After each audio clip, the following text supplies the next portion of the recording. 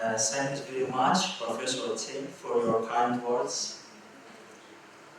Now we have only 4 minutes presentation to introduce our society, English Geoscience Cafe. So let's welcome Karim, the head of English Geoscience Cafe. Students are not only from this month, but they also from other units. Good evening, everyone. I hope I'm not going to take much time because you all are waiting to listen our guest lectures. So I would like to take this opportunity to introduce EGSC to all of our students in Chinese and foreigners. So as we say that I am Karim, the president of English Geoscience Cafe. So EGSC is a free and open academic extension platform for teachers, both foreign students and Chinese students from all over the world university. This is a platform to exchange their knowledge, thought, and idea. EGSC is an internationalized branch of Chinese Geoscience Cafe. So this is talk I'm going to show our EGSC's profile, review of previous sessions, structure of our organizations, and review some of our academic wonderful moments. So to introduce our EGSC profile, I would like to show you a video.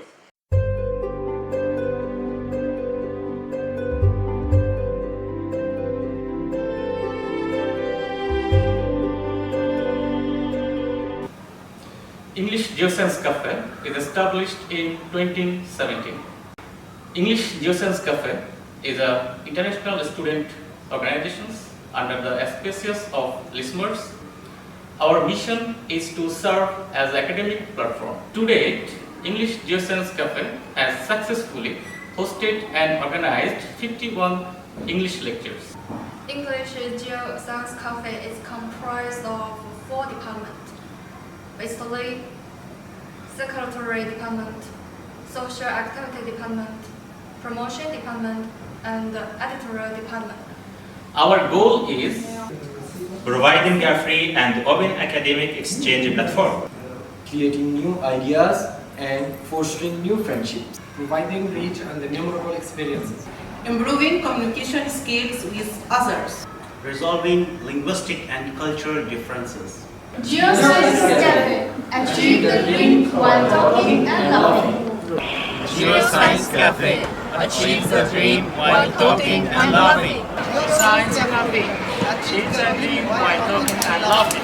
Geoscience Cafe. Achieving the dream while talking and laughing. So just let's review some of our previous sessions. Is okay? Yeah. We have already invited a lot of guests. So first of all, we have invited Professor Rudy Chan, the Director of Listeners, and Professor Timo Wells to give us lectures on art of locations. We have invited Professor John Van Genderen, Professor Fabio Roca to give us a talk about walking into remote sensing techniques. We have invited Professor Arnold Alton, former President of ISPRS and first Vice President, Professor Ganas, Professor Jodok to give us lectures on mysterious planet explorations. We have invited Professor Urban Kynes, Professor Odai, Professor Jeffrey to give us a talk on master writing skills. Besides inviting professors to give us a talk on geospatial science, we have already invited professors Bill Beccari and Professor Amanda to give us a talk on media and communications. And in this semester, we have already organized 4 sessions, and this is some of the wonderful academic moments we have made. We have organized hiking for our members.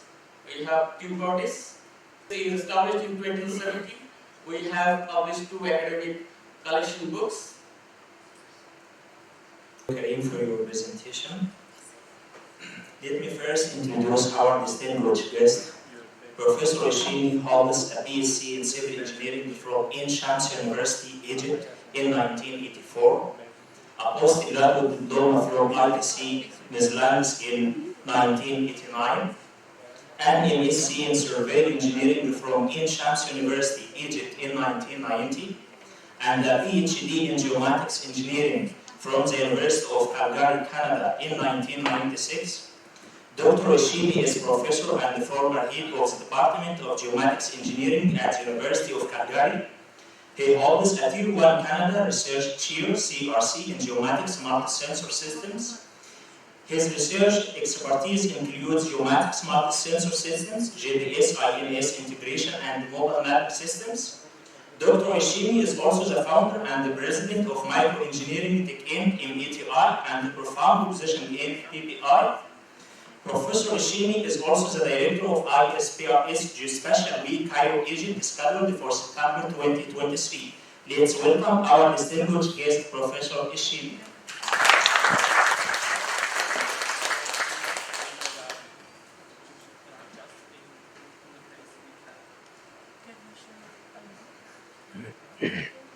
Right.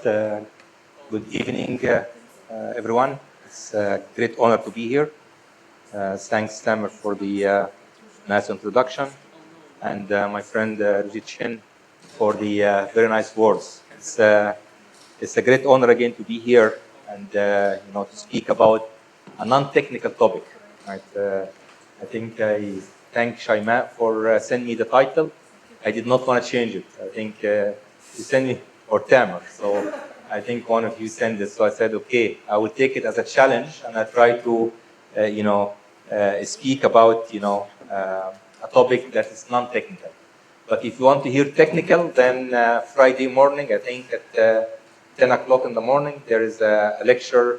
I think I will try to speak about 25 years of inertial navigation at the University of Calgary. So since I joined the University of Calgary in 1998 as an assistant professor, right? So since then I started working in inertial navigation.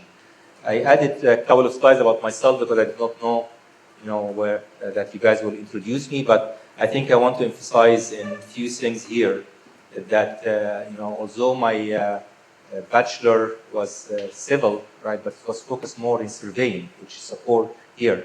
In Egypt at that time, surveying was under civil engineering. Then in 1986, I received a scholarship from ITC. ITC is one of the, I think it's number one, to be honest. I still claim that's number one center at that time for photogrammetry and remote sensing. And it was really very, as a young graduate from bachelor engineering in '84 to travel to take a diploma in photogrammetry was something like very challenging for me. I did not, expect it, but I went through lots of exams to get the scholarship from Holland, the Netherlands. Right? And at that time, again, I'm explaining that because it's part of making career journey, right? At that time, to travel to take a diploma was not, common. Most people travel to do a PhD. So I took that challenge and I said, okay, I want to learn something different. I want to learn from a different institute. And I think ITC totally changed my life. It's very important to recognize points in your career that change your life. And I think ITC really changed my life because the diploma tends to be 40 courses in 1 year. I have to take 40 courses in 1 year, starting from math, geometry, differential equations, all the way to advanced photogrammetric techniques. And at the end of the year, we have to make a very big project in France that has been, almost thousands of images. We take them aerial photography, then we convert them from analog to digital, and then we do aerial triangulation and we do maps. So it was really a very important step in my career to understand everything from A to Z about how to make map from photogrammetry. But then I took a challenge. The scholarship was only 1 year, and I went to the rector of the ITC and I said, I want to continue it. Can you give me another chance to go for another diploma? And at that time, ESRI just started. ESRI, everyone knows ESRI, right? And remote sensing was just started. So I took another diploma in remote sensing in 6 months. It was usually 1 year. I finished 20 courses in, I think, 4 months. and I wrote my thesis in ITC, and I went back to Egypt with a very strong thesis on how to use spot imagery in urban expansion and map development. So I think it was the first thesis on developing 25,000 scale map from spot imagery. So this is something, again, you learn. Whenever you have an opportunity to travel, do not, think about it. Just take it. In a travel, you learn a lot, right? You learn different culture, you meet different people, you make good friends, right? And you have to learn something at the end of that, okay? So when I started my career, and again, this is, I'm talking about some of my experience, but also experience that you can translate to your kids when they grow up, right?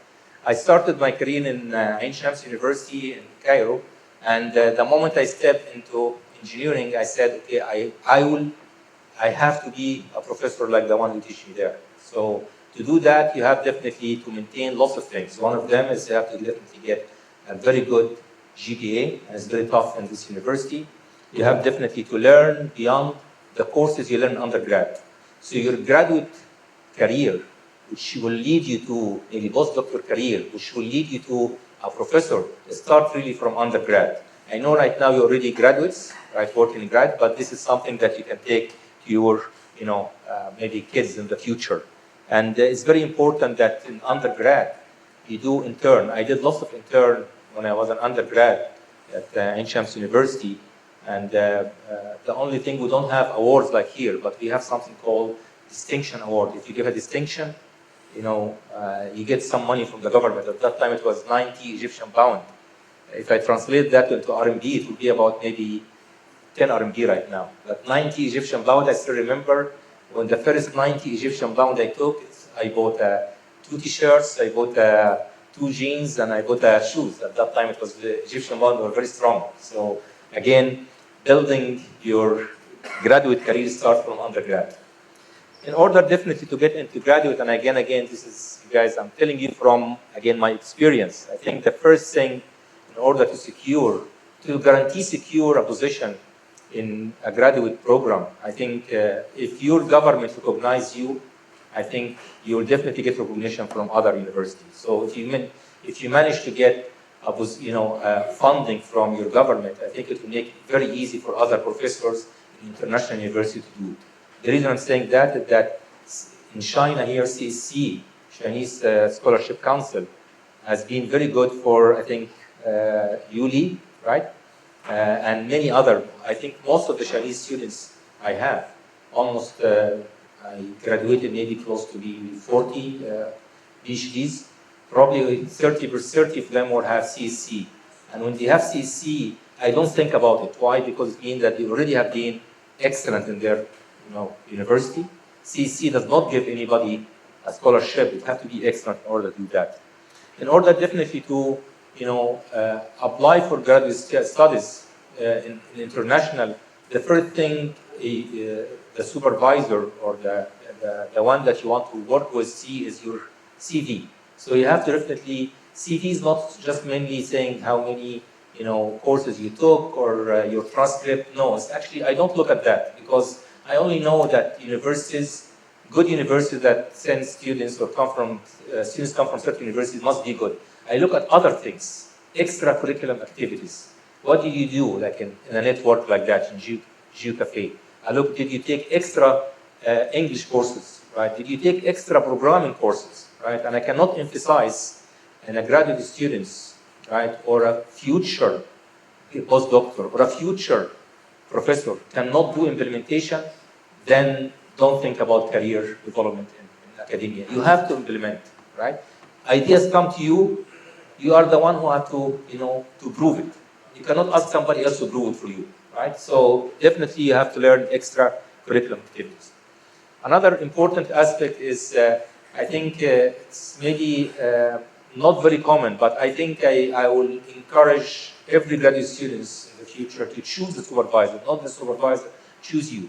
When you think about a supervisor, think about first thing his students, where they are and what they are working, right? So I'm very proud that I have my students, not only professors, I have about 20 professors around the world, but I have some of them leaders in Apple, Samsung, Google, right? And most of the students come and join me. They always ask for the students before they come. So having a supervisor that has excellent, former students is very important.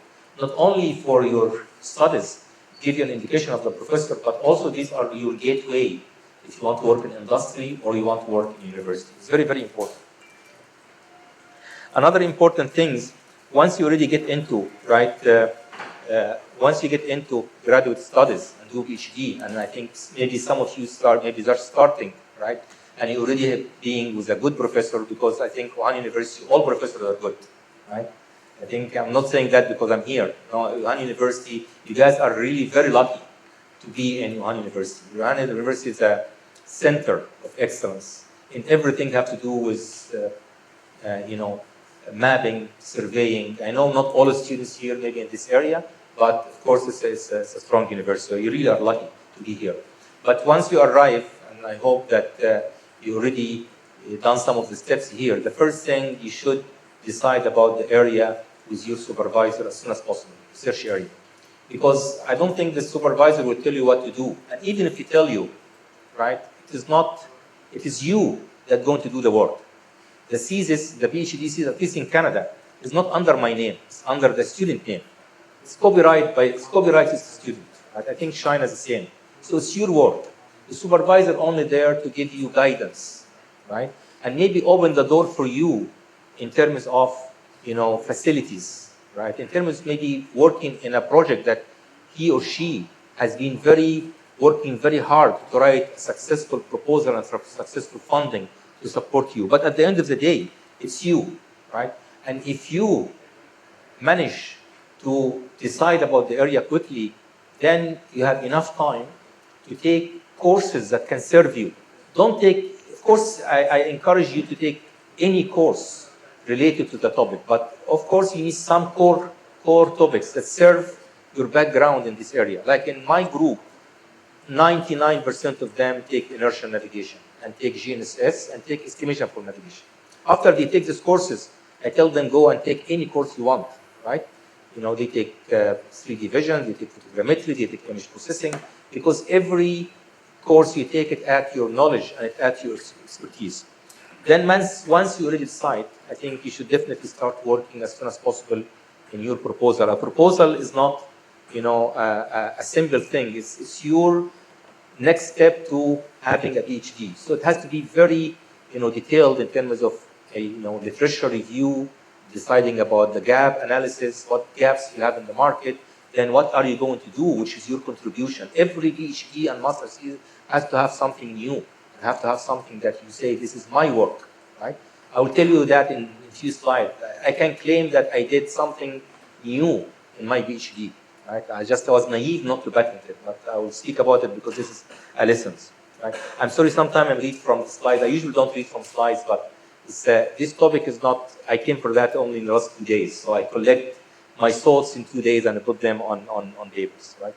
So it's very important that you don't only work in your thesis, right? You have to increase your practical background. At the end of the day, you get out of here with a certificate, a degree, but then it's your life, professional life starts. Whether this professional life will go into industry or professional life will go into university, right? So with this certificate, you should be an expert in the area.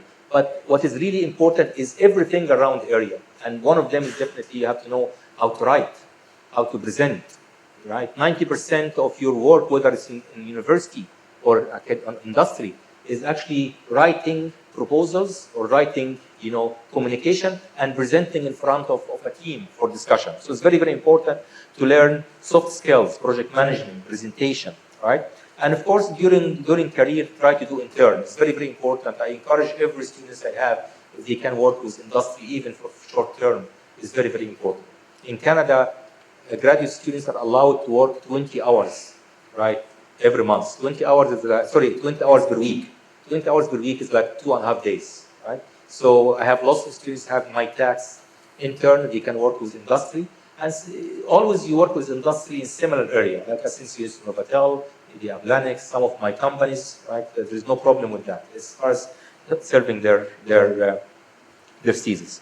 Another important thing, and I will emphasize on that later, because nobody advised me about that, is that I know in PhDs and masters, publications is very important. You want to go and attend the conference. Your supervisor also may be pushing you for publication because it's part of their project. But I think before you publish, think about whether it's a new idea or not, because a patent can make a big difference in your career and your supervisor career, right? So patent before publication. And I started doing that in the last maybe 10 years with most of my students. I think before we put anything into public, we think about it. And in the last maybe 10 years, my productivity of patents is more than the previous 20 years, because I learned from my mistake. Okay, and if you publish, especially for students, try to target things that can give you an award, whether a conference that have an award, best paper award, because this is again a testimony of your excellence, right? And I give you just two examples here. The ION have usually students best paper students award. ION is the U.S. Institute of Navigation. In China, you have CSNC, Chinese Navigation Scholarly Conference. You also have students paper award, right? ISPRS, similar. If you manage to get an award in one of that, I think I guarantee you that you will be part of this organization. Like I won in 1994 my first ION award, paper award, and in 1993 I won the Post Student Paper Award. And since then, they invite me to chair a session, and then after that you chair a working group.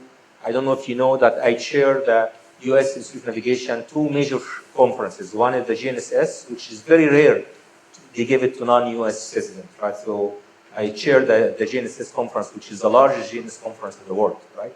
And also the National Technical Meeting, right? So this is, once you get into the loop, people will know you, and you can definitely, publish. The same for ISPRS. When I won the Best Student Paper Award, immediately after I graduated, I invited to chair the mobile mapping working group, and I have been doing that after that, a president of the commission and so on. So very important that you put your steps into international organization by winning awards, right? It's unfortunate that CSNC, they don't have the same structure, and I think maybe later I want propose, me and Rushin maybe propose to Professor Yunshin Yang that CSNC should start having its own working groups, right? It's very easy. China has lots of talent, and having working groups is something easy, and I think people will follow that. Again, another thing that I advise you, and I'm sure you guys are coming in a very good time, because before China does not allow professors to commercialize and so on. Commercialization is a key, very, very important. If you work lead to commercialization, it means that people accept it, and your work is valuable, and maybe you can make some money, right, from the commercialization, right? I'll skip this one. So now I just give you an idea about, prepare from undergrad, prepare during grad, right? So, but be ready for some challenges, right? I think hopefully you don't, face them, but if you face them, at least you understand that they can come in your career, right? So be ready for changes, right, in your life. Many of you, for example, are international students. I can see that, international. So maybe you have your family back in Egypt, right, or back in Pakistan, or back in different countries, right? So missing your mother and father and brother and sister is natural. Something natural will happen. You always want to go and spend maybe the holiday there and so on. So there will be change in your life, especially in the first year or maybe 1.5 years till you prove yourself to your supervisor, till you maybe finish your proposal, till you pass your candidacy. I don't know if there's candidacy here, but in Canada, we have qualification exam, we call it candidacy exam. It happens after you write your proposal, you defend your proposal, and you defend it writing and in oral. After you finish that, we call you PhD candidate. Now there is no way back, right? You only way forward, right? You take your document, which is your contract that you put your proposal, and you want to implement it, right? So you definitely there is change your life. But I think my advice for all of you, try to find a balance between studying. Try also, especially for international students, to discover China. I think China is a very beautiful country. Maybe you have been here only in Wuhan, but there is lots of beautiful cities and lots of different culture even within China, different cuisine, right? So try to, discover the country you're living in. Not only in China, if you have the opportunity to travel during times to countries around. When I studied in ITC in Holland, I have a visa, I can go anywhere in Europe. In 1 year, I traveled to almost 10 countries, right? I said, maybe I will never have this opportunity again.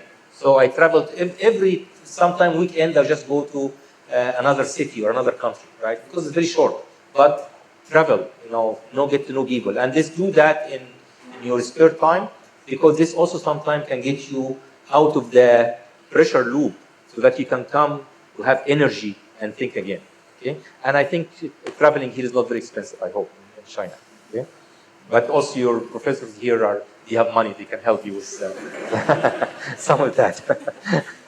So, and definitely learn to say no if you have to, right? And no does not hurt, but it has to have a reason. Sometimes your supervisor might be under pressure to deliver, right? But maybe you have other priority. So explain to your supervisor, maybe I cannot do that at this time because I have my courses, I want to get an A or something like that. But learn how to say no and say why.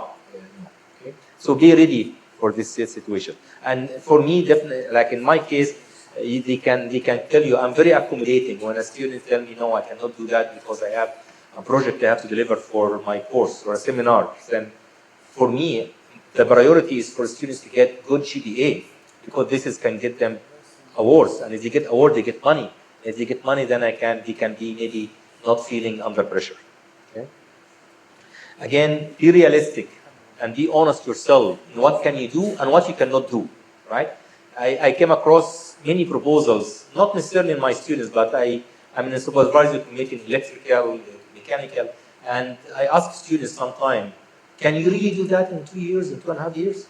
And then you just get no answer, right? So don't only put what you can do and be realistic, and don't overestimate what you can do in a short time. Right? I think you can do little, but innovative, better than doing too much and you don't leave a footprint, that is known, something to be known under your name. I think for me, a PhD can be even 10 pages, right? But the 10 pages, if it has a contribution that I can call this is Tamer's work or Shaima's work or Zen work, then something better than having a very big thesis that has no value. Okay?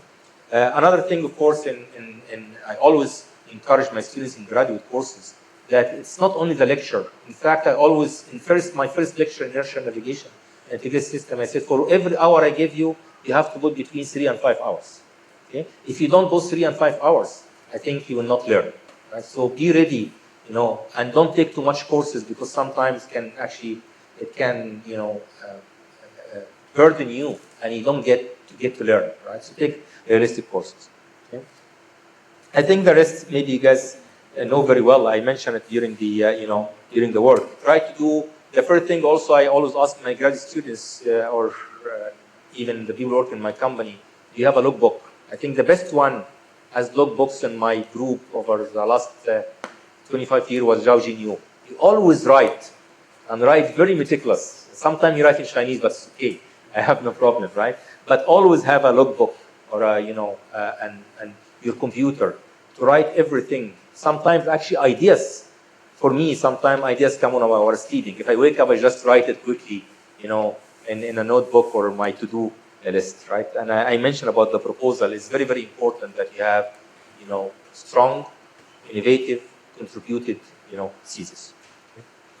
Another thing, of course, and especially Corona was a typical example. Expect the unexpected, right?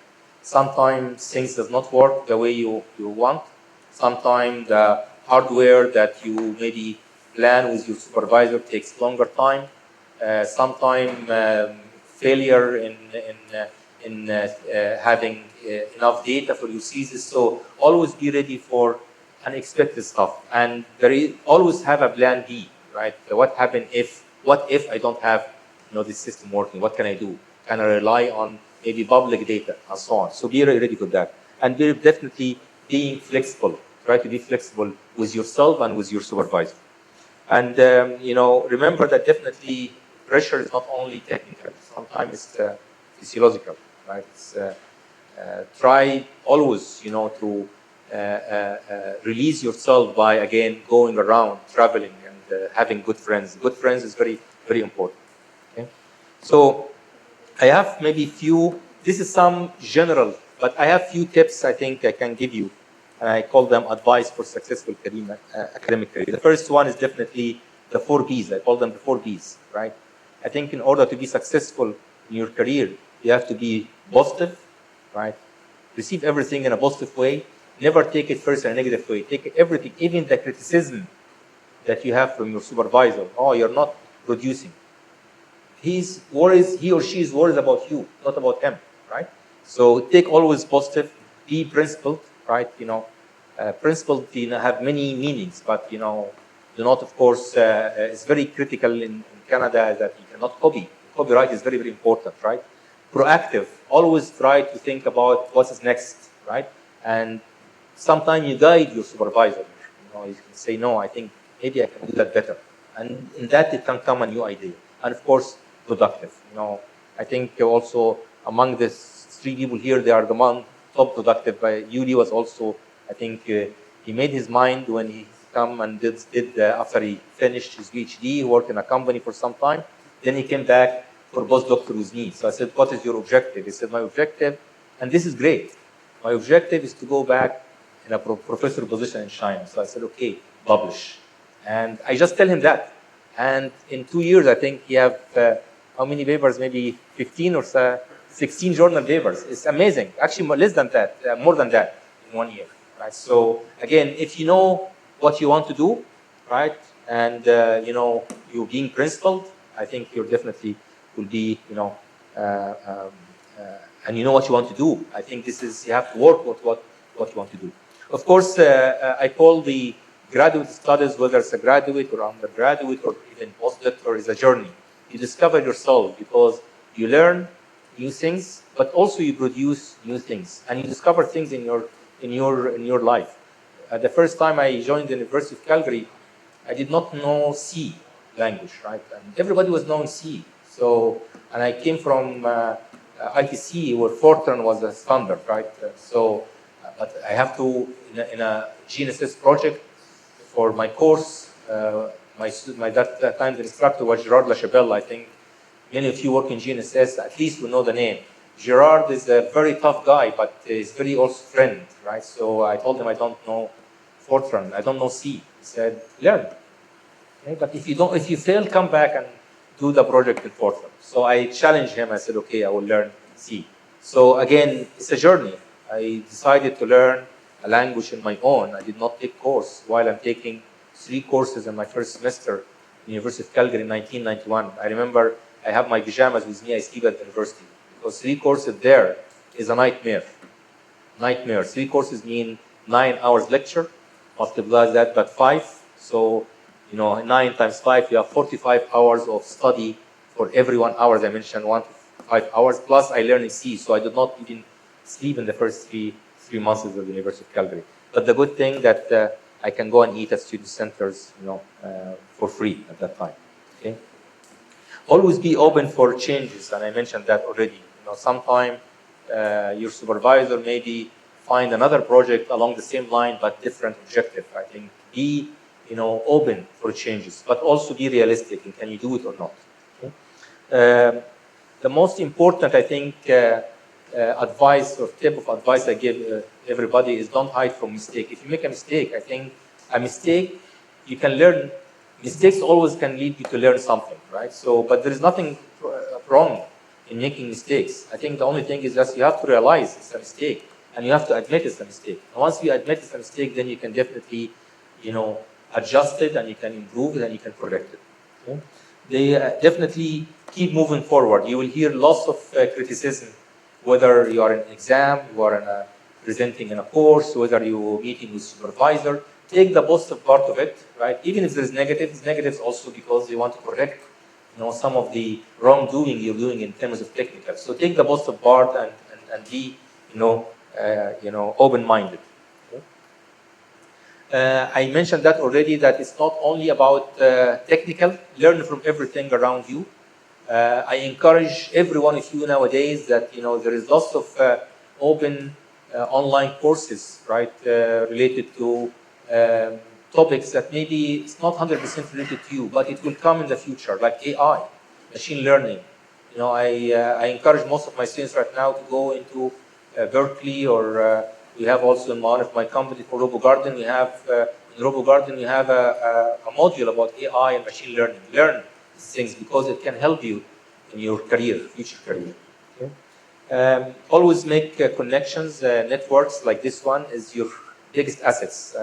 Every step in my career, I have friends and I'm still in connection with them. The people I study with in ITC in Holland almost 30 years ago.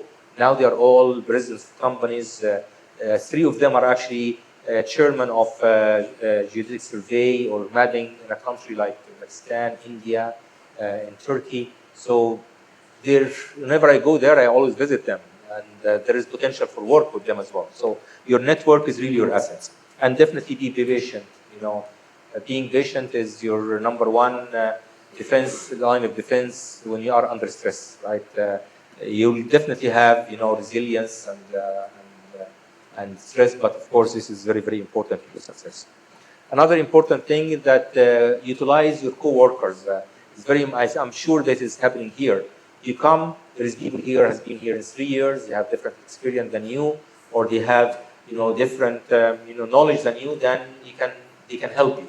But you have to, I don't want to say friend, but you have to realize that at some time you can help them as well. So rely on your co-workers and also such that they can prepare, can work for you as well.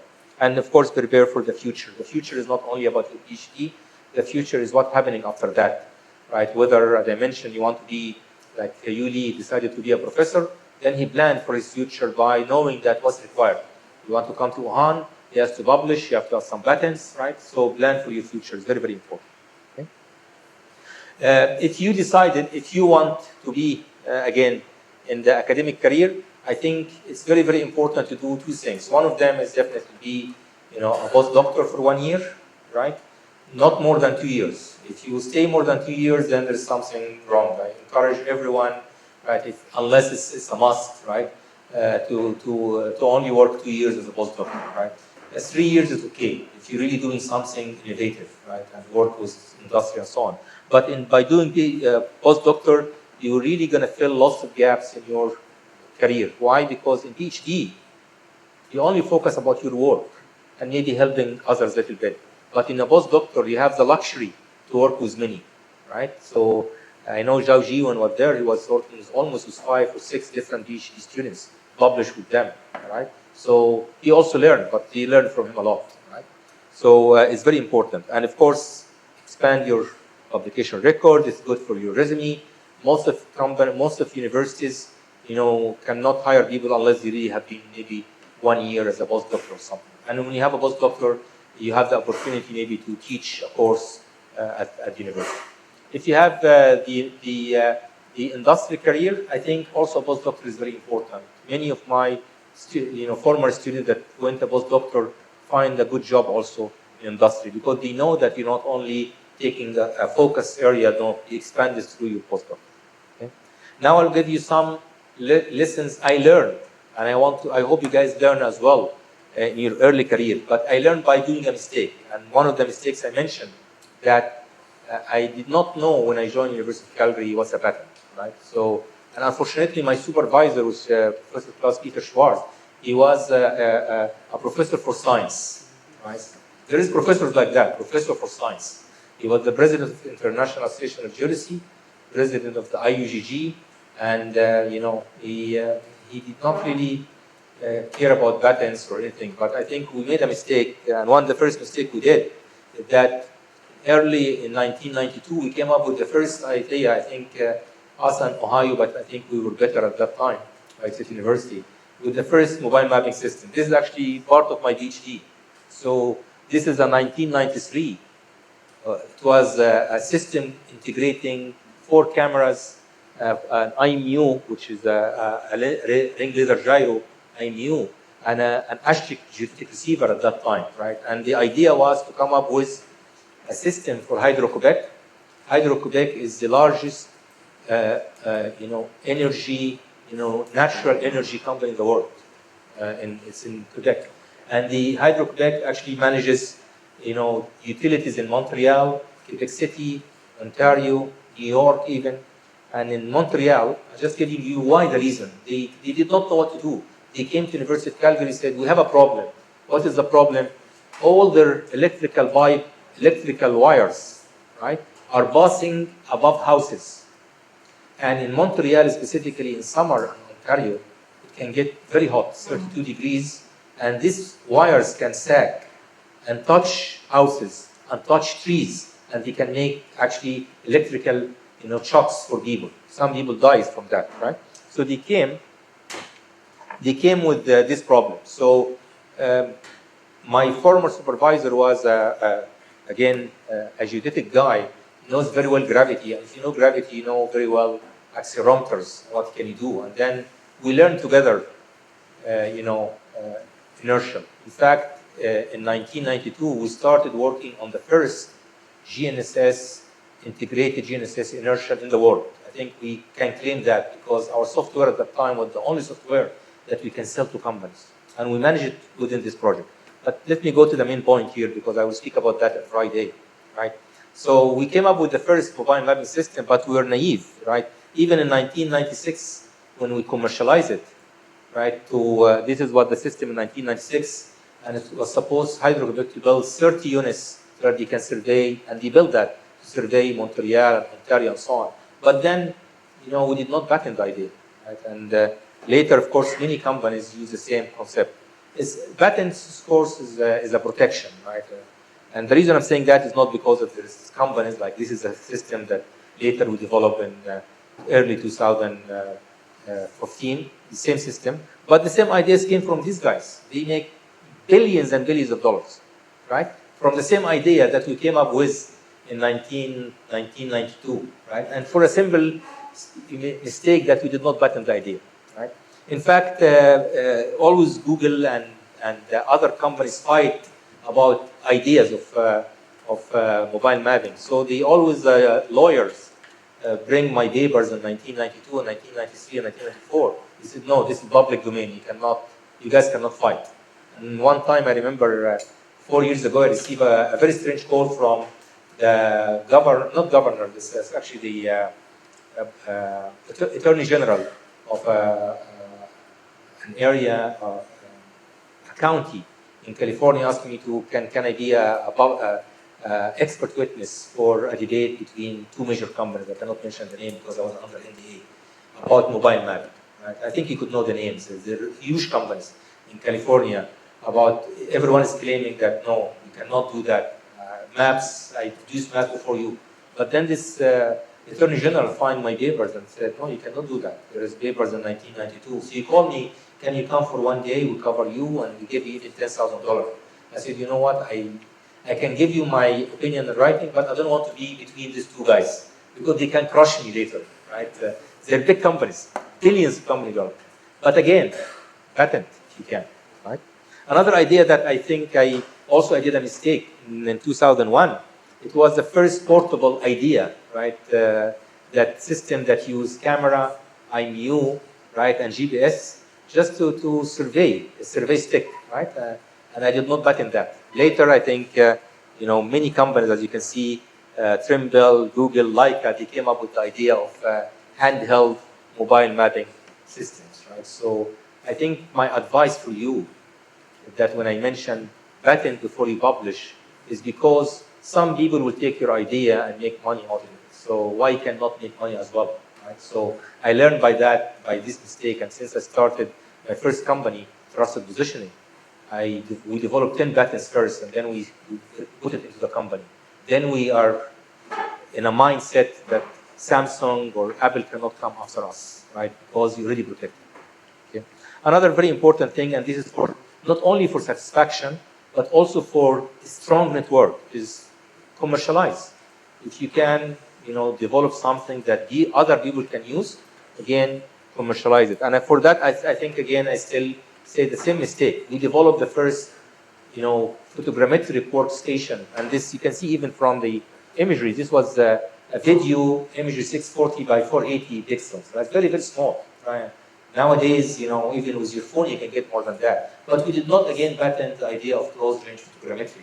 And nowadays, lots of companies, whether it's Ablanix, whether it's Hexagon, whether it's Intergraph, all of them use the same concept. Right? So I think it's very important that you patent your ideas.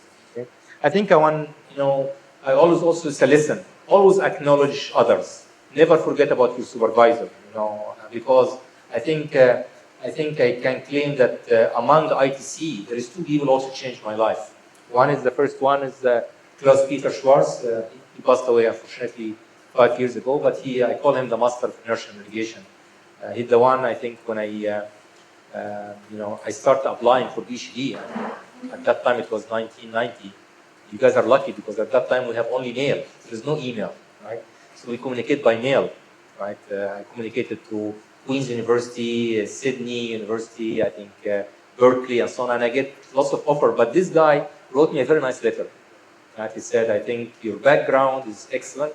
I think you can contribute tremendously to a new established program, University of Calgary, and maybe in the future you can also be a professor. So this words was very nice, right? So I said, okay, I'm going to go to University of Calgary, right? And I think I think I made the right choice. Calgary is a very nice city, very nice program, right? And I think we contributed a lot around the world, not only with talent but also with ideas and so on.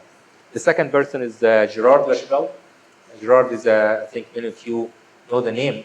I still remember after I finished my PhD in 1996, I booked my ticket going back to Egypt, and I said, okay, I will start my career because I have a position at Shams University, my university there.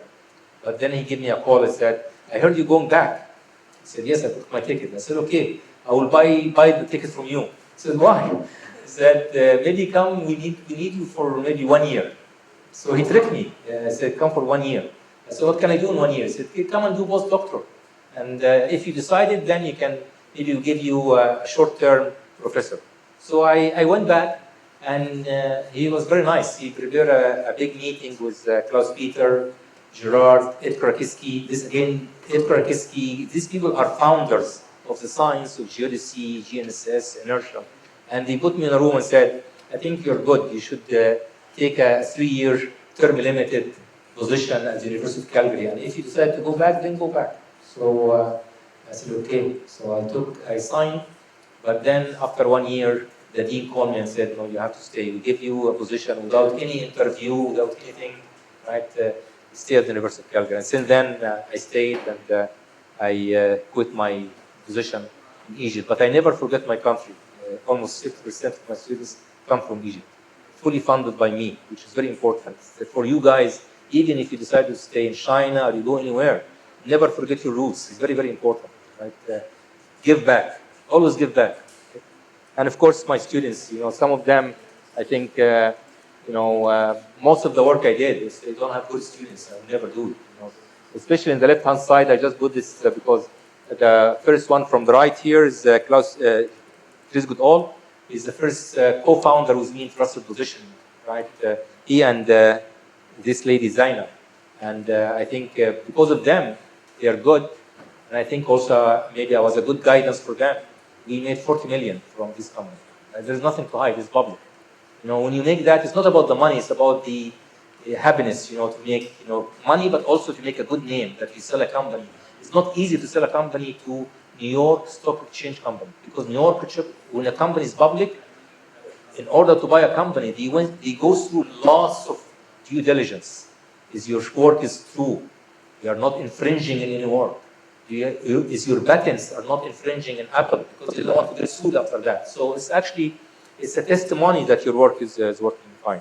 The other two actually, Mohammed is actually the chief architect of Apple GNSS receiver, which is also a very good testimony of a group. This guy is leading Halliburton measurement while drilling, right? Center. So measurement while drilling for oil and gas use inertia. So he's doing that, right? So I think this is good to, and of course, always, make good connection with. This is for the young professors here.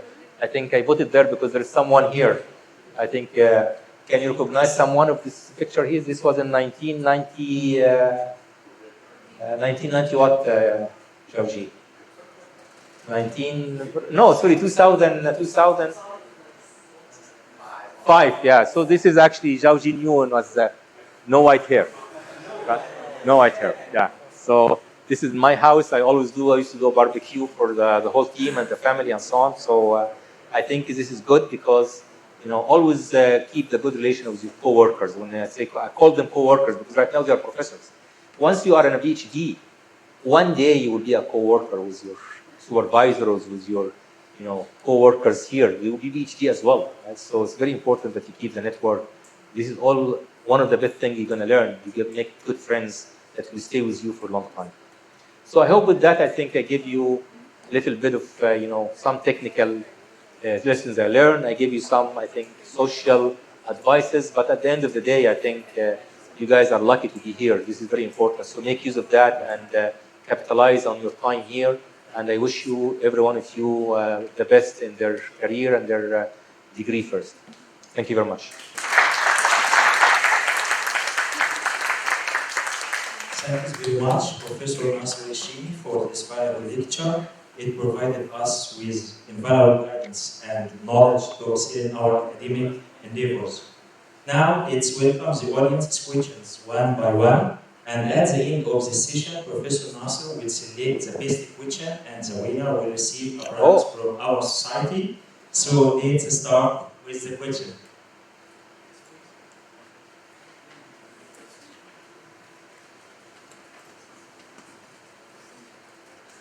Assalamu alaikum. How are you? Thank you. I'm Ahmed from Egypt.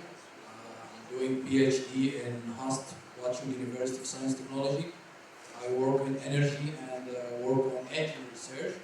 I started my PhD in 2019, and when I came to China, my supervisor asked me to find a proposal with myself, and I found myself in the necessity to read a lot of articles, and in the end, I wrote my first review article, and I published in Energy Conversion and Management as a review article. It was a great accomplishment for me. And for my bad luck, COVID came, and I went back to Egypt. And during my time in Egypt, I published 2 articles when I was in a bad situation, but I need to publish these articles. It was Q1 and Q2. It was also a great thing. And finally, when I came back to China, I published a 4th article as Q1, and now I'm writing my thesis to finish my PhD. I want to finish my PhD because it took a long time since 2019. Actually, I have 2 questions. The first one, as you are entrepreneur, it's a great chance for me to ask. I think it's hard for the people who work in research to go to the market. It's always a challenge for us. Like, how can I be implementing in the market, use my idea, use my research in the market? It's quite challenging for us as researchers. And the second question is about patent. How can we, I don't know, how can we start? If I have an idea, if I publish an article, how can I implement in patent to protect my idea and maybe use it in the future in the market, to use it maybe for commercial idea or something. Yeah. I got thank you so much. You all. I think in part of your proposal that you wrote, I think you did a literature review, correct? And in the literature review, of course, you did a scan for every work related, hopefully related to the area that you are working in, and you did an analysis that you find that maybe there is some gaps that nobody did before. Right? This is exactly a patent. When you do patent, right, the first thing we do in a patent, we do a patent search. Right? And a patent search is exactly like literature review.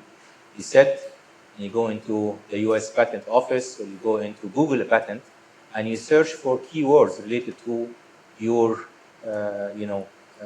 proposal. Right? So, for example, energy conservation, for example. You do that, and you look for all the patents.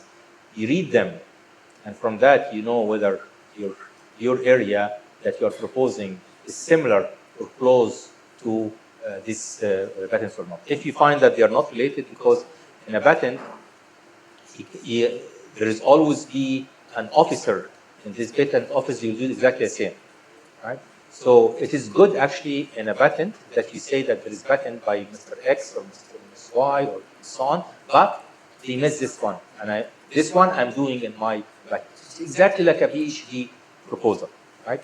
So in University of Calgary we have and I hope that maybe Rushin can think about that in the future. I can come maybe later and give you guys a lecture about, patenting an idea, right? Because in University of Calgary, we have a commercialization office. It's called University Technology Inc., UTI.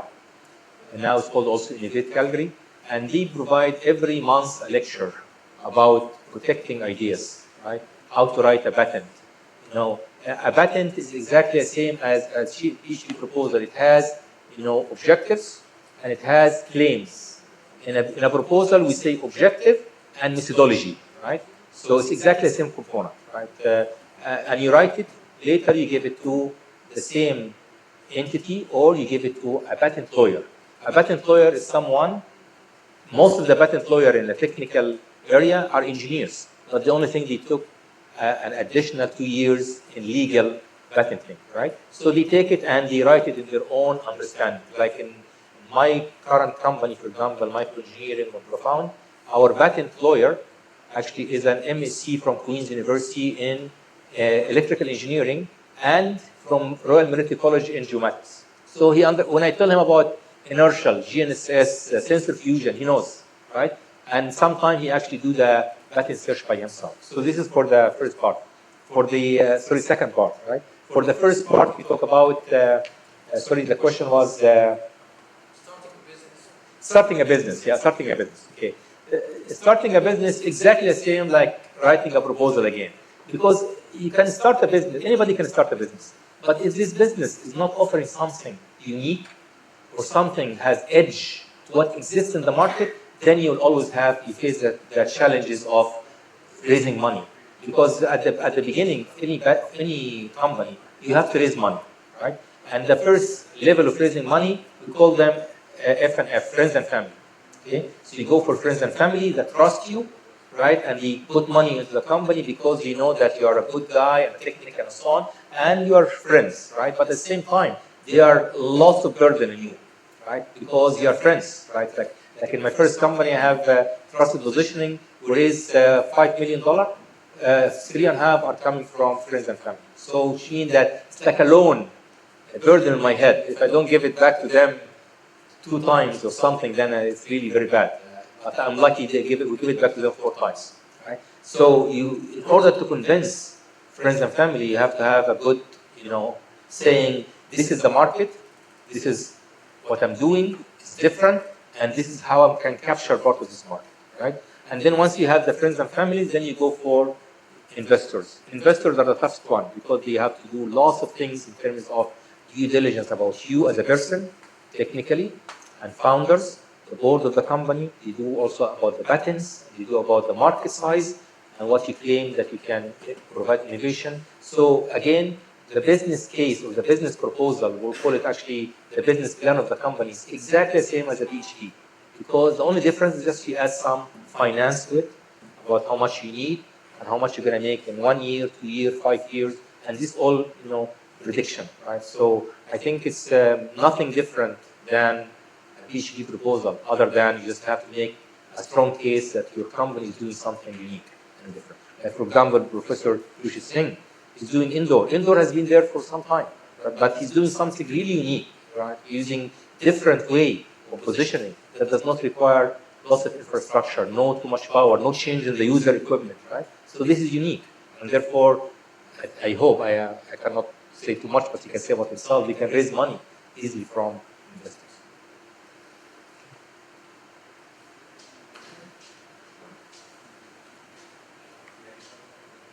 Thank you, Professor Naser, and thanks for these helpful suggestions. And I'm a second-year PhD student in Dubai University, and I also submitted a paper in the ISPIS with special working title in this campus, so I didn't expect to be here. And my classmate thinks I'm a What's your name? It's Xuan. Xuan Yang? Yeah, you can call me Ryan. Ryan, okay. And since I'm a PhD student and I'm trying to find a job in academia, so I'm like being a professor is my dream. So I just want to ask, do you have like any suggestions for the after PhD career? Like usually in China we have like two ways. Like the first one is you can find a postdoc in like maybe top tier university, and the second way is that maybe you can find a lecturer or the assistant professor in like maybe middle level university. So this is like a trade-off. So I just want to know what's your perspective when in these situations. Sure. The first advice I give you is, first of all, I think unless you are really, really very good, it's better to go with another university to do your postdoc. Okay? Because again, you can learn some stuff there, right? And of course, when you go for a postdoctor, your objective is mainly to enhance your portfolio and CV, leading to a position at university. So you have first of all to understand what university requirement here in China, what they need, right, in terms of publication, level of Q1 or Q2 and so on, and target that and put it as a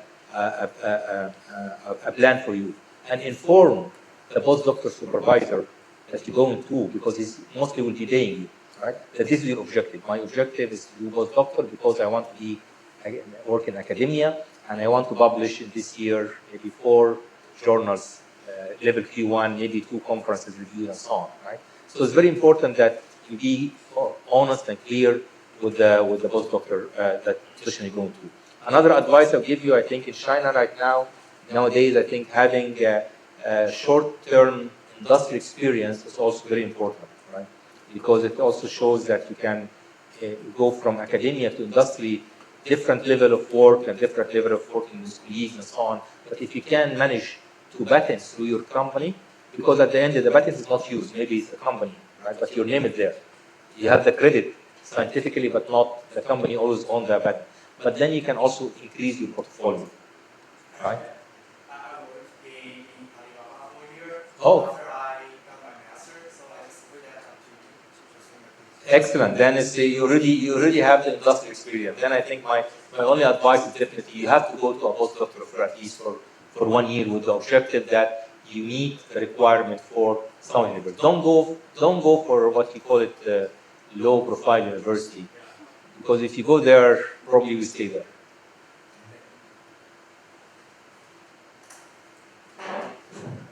Thank you so much, Professor, for your wonderful lecture. So this is Karim. I'm a PhD student, 3rd year, majoring in photogrammetry and remote sensing.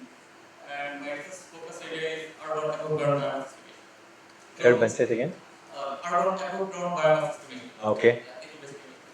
Professor, I think most of us here who are doing PhD, they all have a dream after finishing their PhD, they want to be a teacher, either in their own countries, in universities, or in any foreign universities. So actually, Professor, I would like to get a suggestion from you that when is the best time to start for searching the postdoctoral positions in Canada? And another one is the number of paper matter for selection of postdoctoral positions? If it matters, how will it be? Very good question, actually.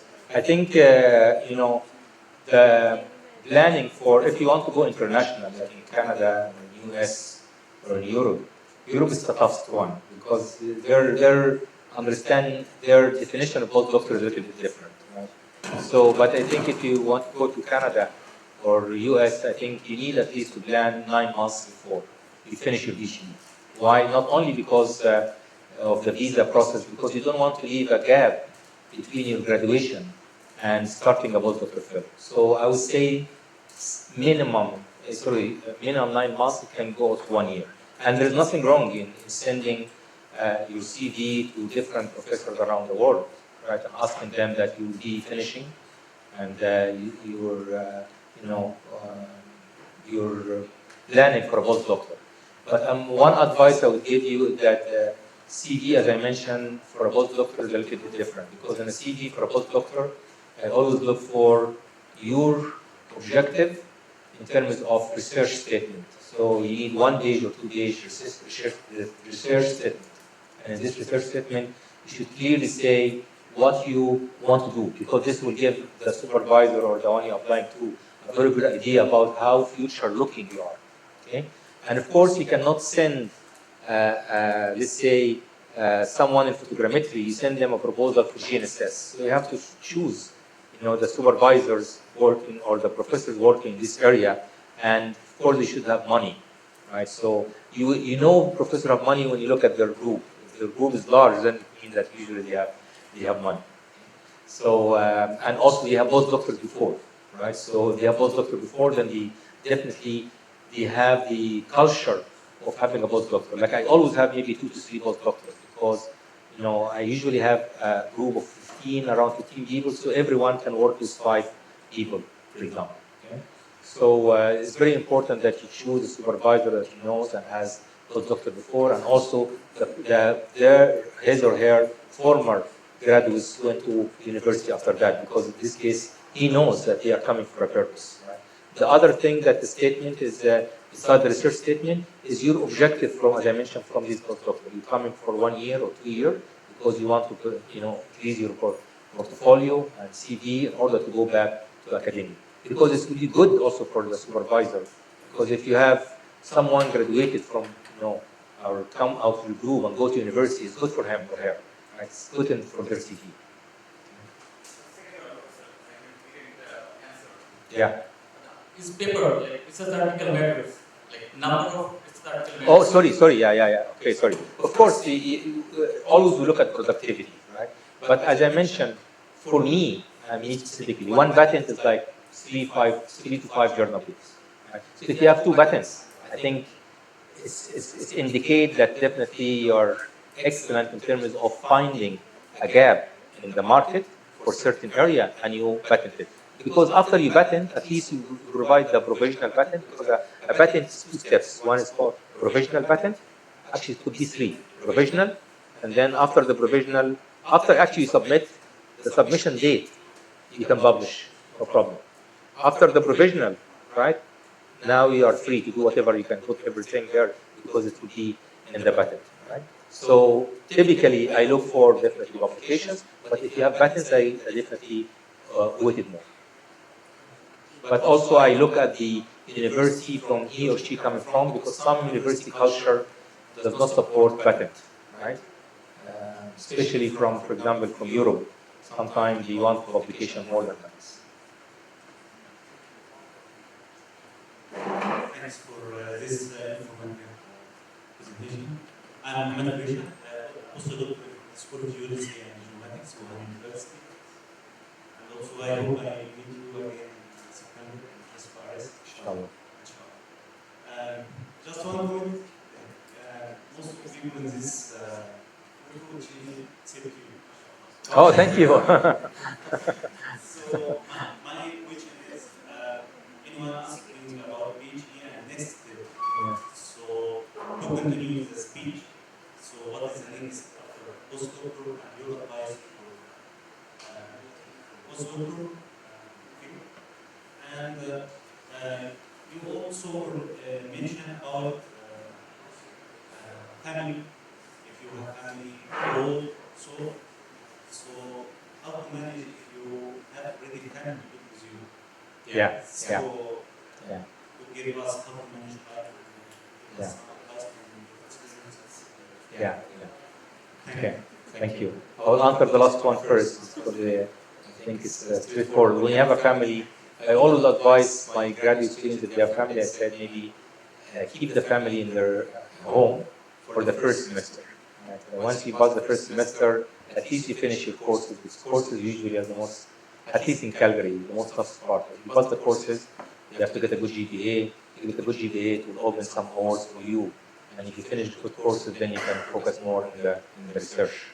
Also, in graduate courses in Calgary, it's not only about learning, but in every course we have a seminar or a project, which is also part of the research you can do. So I advise those who are married, to leave their family back a little bit for one semester. But after that, I think there can be lots of support for you, especially if, for young families, right? With young kids. I think my wife was the main supporter for me. I married and actually she was still a student in Egypt, and she came after that for after 9 months. And when she came, immediately she supported me in everything.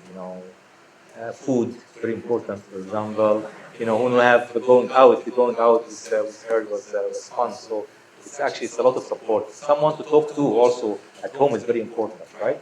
So, but at the same time, you have to be clear with her that sometime, you will have to dedicate more time for research, especially when you have the time for writing proposal and defending your proposal and so on. So, making things clear can make things easy for the family. Right? So this is I hope I answered this question. There is no straightforward formula, right? I think the more important the family is back home, that they always worried about you, finding a time to go back to them, not only financially, but sometimes finding the time. What was the first question? Yeah, okay. Again, the idea for someone to go to postdoctor is that definitely he or she wants to increase their portfolio, whether for academia, then in this case, you are actually should, after 1 year of your PhD, to start actually applying for positions, right? And there is lots of websites nowadays, you guys are lucky. There is lots of websites nowadays you can look into all positions open. An announcement comes every week, like I receive that every week, positions open in all universities. You should keep track on that. Or you can put your name, one email, and receive new positions. And once you do that, you have definitely to be ready with your CV. You have to be ready with informing the references, which one of them should be your supervisor of PhD, could be some later, some of the supervisory committee or an examiner. Get them ready that maybe you're applying for a position and get their support first that they will support you. It's very, very important, right? If you have a postdoctor, if you are a postdoctor a postdoctor, then your supervisor postdoctor is a must, right? You must be in the school.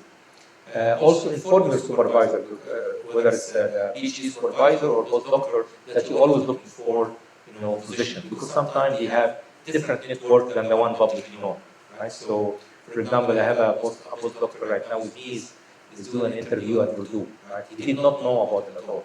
I know from a professor in Purdue, and I told him, then I said, okay, I called the professor in Purdue and said, my students want to apply. So, oh, this is good, have them apply, right? And they bring it for the interview. Right? So inform your supervisor of the PDF and inform your past supervisor, because again, your PhD supervisor to have former student being a professor is a very good thing for him or her. Right? The same for the postdoctor. Right? So I think once you get into postdoctor, apply after 1 year, after you have your number of publication or patents increased.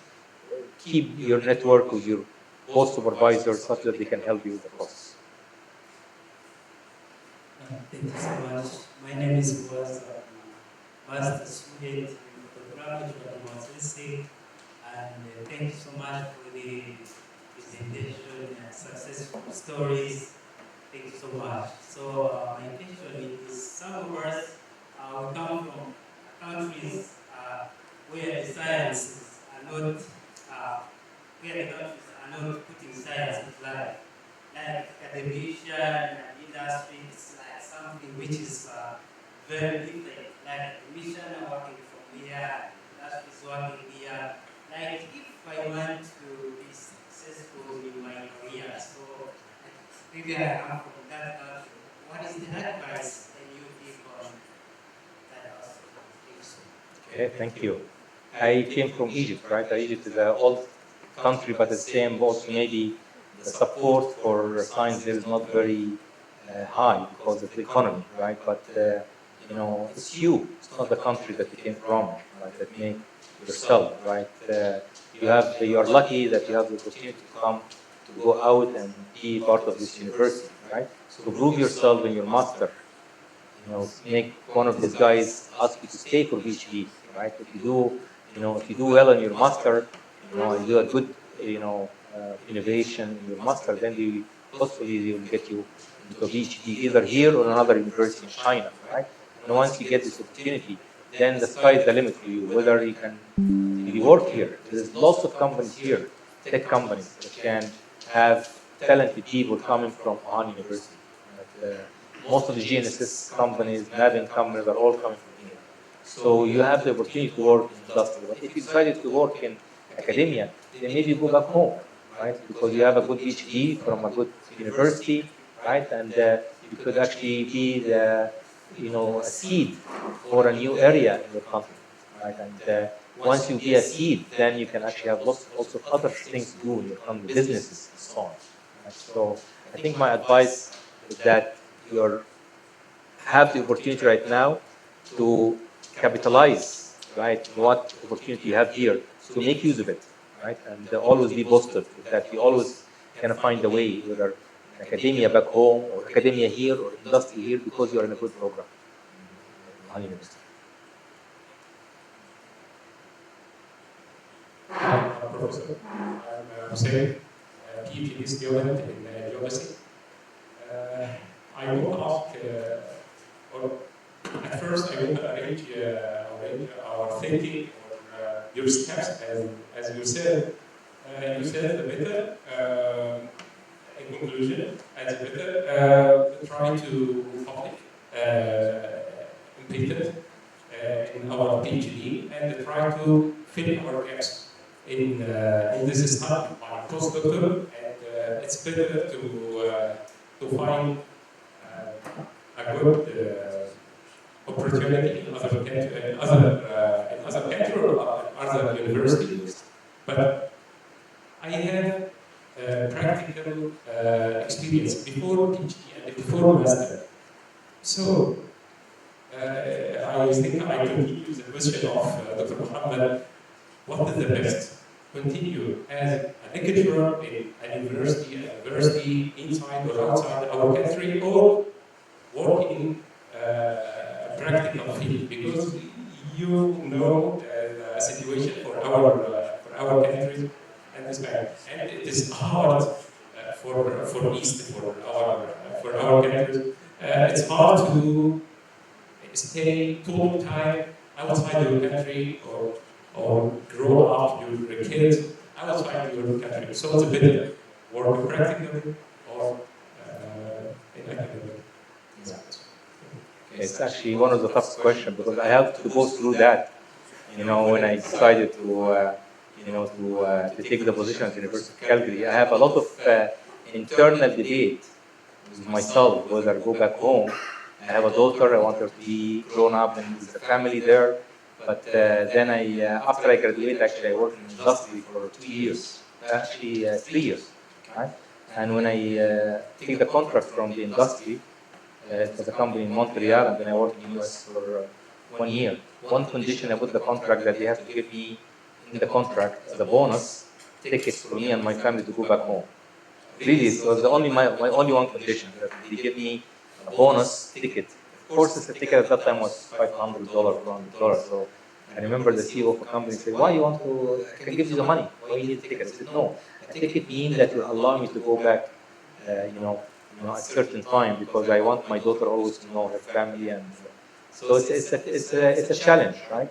But again, with flights and with lots of airlines right now, I think going back in summer sometime, or sending the kids sometime in summer is valuable, right? And also keeping the culture, original culture, is very, very important. So at home, it's very important that you speak to them in Arabic or Hindu or different language, because I think at the end of the day, they have to keep their culture and know the other cultures, of course, but knowing your roots is very, very important. So going back to the question, I think I have no straightforward answer for you, other than I think every country have its own pros and cons. Right?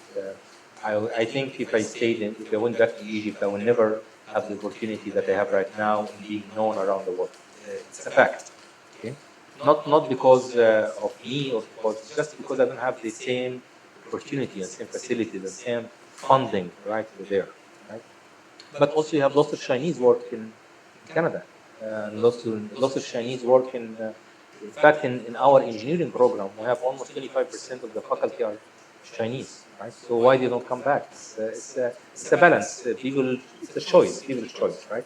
So I cannot give you a straight answer for that. The only thing is just look for the best for you and your family, make a decision, and never go back. Because lots of people debate actually, and they suffer because even for a few years, oh, I go back or not go back. I keep my job at Egypt.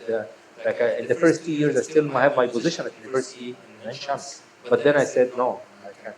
If I decided to stay, I will stay. Then I went and I quit. And actually, it was refused. Refused by the president of the university in Ain Shams University. He said, no, you're a good name. We don't want you to come back, but keep your name. Really. And they kept my name for almost 10 years as an assistant professor there, right? But then later I said, no, I cannot.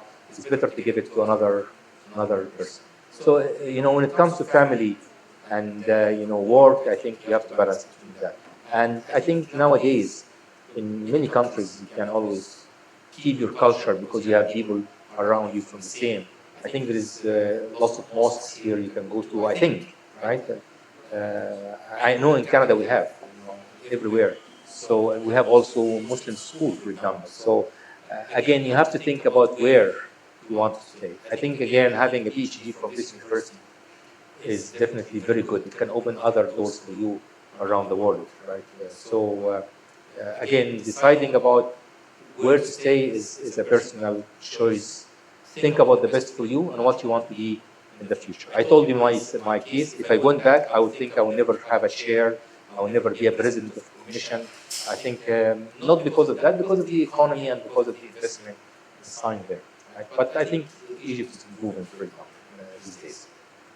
The other thing is just going industry or going academia. Again, it's a choice. Many people actually, my former students working in industry, are very happy because they all lost in innovation, right? Of course, they don't publish because the company don't publish, but they're making good money, right? But in academia nowadays, if you want to go academia, you also have the freedom to have your own company. At least it wasn't the case in China, but now it is. In other countries, you can. Right? So again, there is no straight forward answer. There is no equation to tell you this or this. It's all your personal choice. And some people go back. I have friends in my Calgary have to go back because their mother is sick and their father died. They have to take care of her, for example, right? So he make a choice in order to go back to help his family, and I believe in that could be the best he did. So it depends. Sorry, I did not give you a straightforward answer. Okay, last question. Okay. I have a question. Two questions, okay. First one for mine. Your name. Shaybek. I know. Shaybek. Yeah. From Egypt. Yeah. Some undergraduate student asked me before how I choose my topic after applying for master degree. I think we talk about each student and postgraduate what should to do. What about undergraduate student not start their research area? How they think? The first one, a new master student, maybe not in the research area. Yeah, understand. How they start. Yeah. So please guide them. I answer them from my own experience. But if they take from your experience, I think they took a good overview to choose your research topic after undergraduate. Also for my classmates who they started research from they start how to choose the area to start. Yeah. That is the first point. So let me answer this one. I think for masters are definitely different for PhD because lots of people actually in master, they actually after master they go back to they work in industry. They want really to get a master because master will open the door for them for different, promotional ladder in companies, right? So for a master, I don't expect them because they just fresh graduates, right? So they really rely heavily on the supervisor. Supervisor can define an area for them, or they can give them the problem and ask them to solve it, right? But at the same time, they have to come up with own ideas how to solve it, right? So for master, but PhD,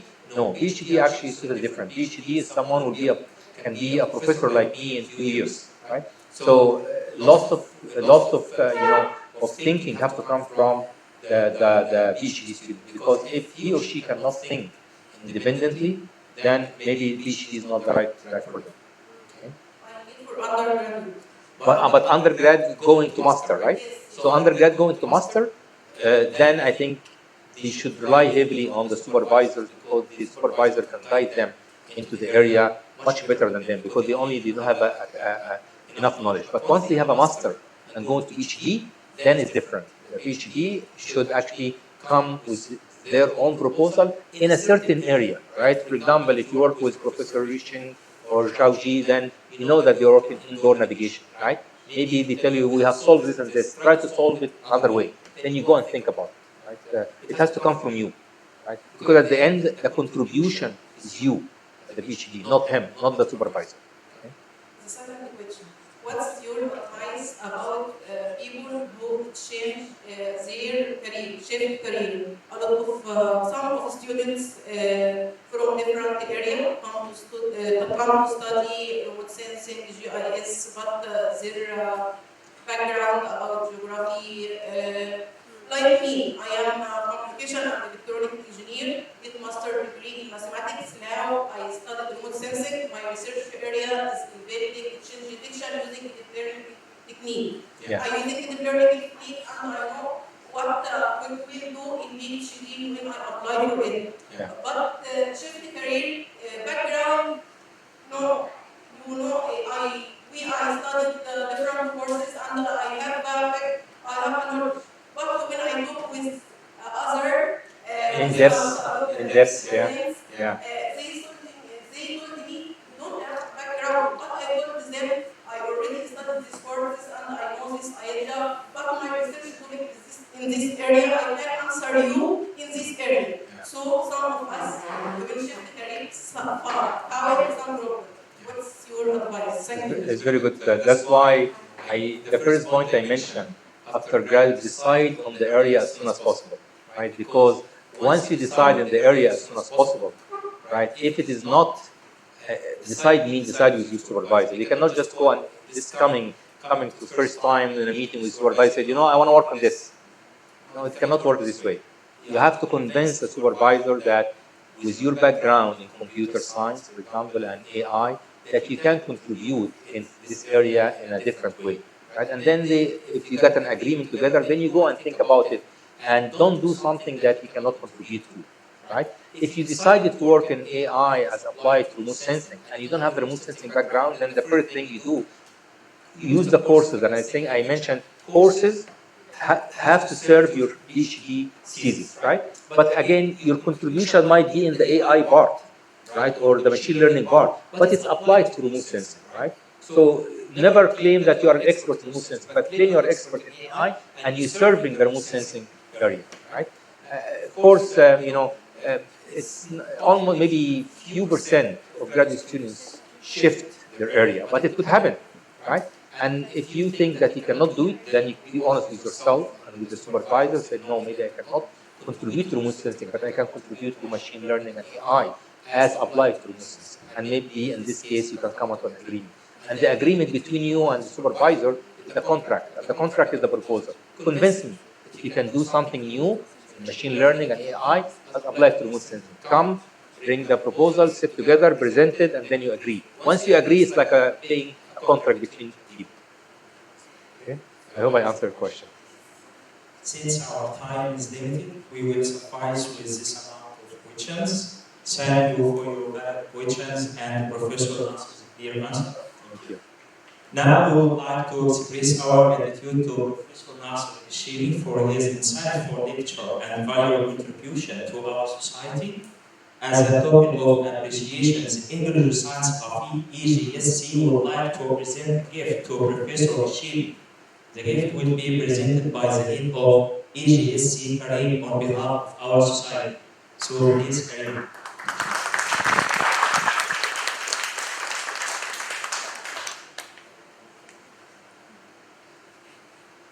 Thank you so much, Professor. This is actually the collection of books of geoscience. Very good. Thank you. Yeah, it's great. But it's Chinese. Yes, good. No problem. No problem. And this is a token of it. Oh, thank you. Thank you very much. Thank you.